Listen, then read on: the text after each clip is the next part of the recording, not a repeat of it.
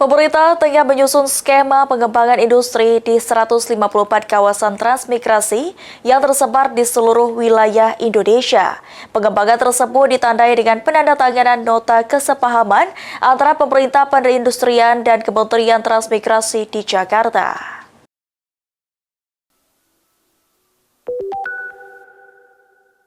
Kementerian Transmigrasi dan Kementerian Perindustrian menandatangani nota kesepahaman terkait pengembangan industri di kawasan transmigrasi yang berlangsung di Gedung Kemenko Infrastruktur dan Pembangunan Kewilayahan Jakarta Jumat 26 September.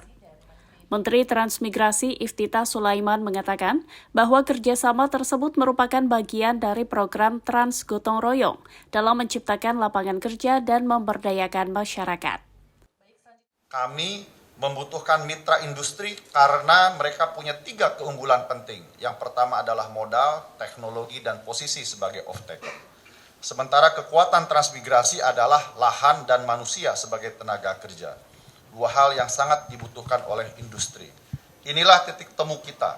Transmigrasi dan industri kita kawinkan untuk melahirkan pusat-pusat pertumbuhan ekonomi baru.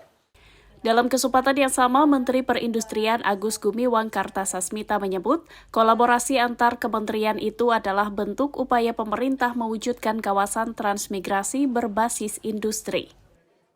Ruang lingkup kerjasama ini mencakup beberapa hal yang penting, yaitu pengembangan industri di kawasan transmigrasi, pemberdayaan masyarakat dan sumber daya lokal di kawasan transmigrasi, dan pengembangan sumber daya manusia demi terwujudnya kawasan ekonomi transmigrasi yang terintegrasi dengan basis industri. Kerjasama tersebut menyasar 154 kawasan transmigrasi yang tersebar di seluruh wilayah Indonesia dengan memetakan potensi ekonomi yang sesuai dengan masing-masing daerah. Dari Jakarta, Cahyasari, Kantor Berita Antara mewartakan.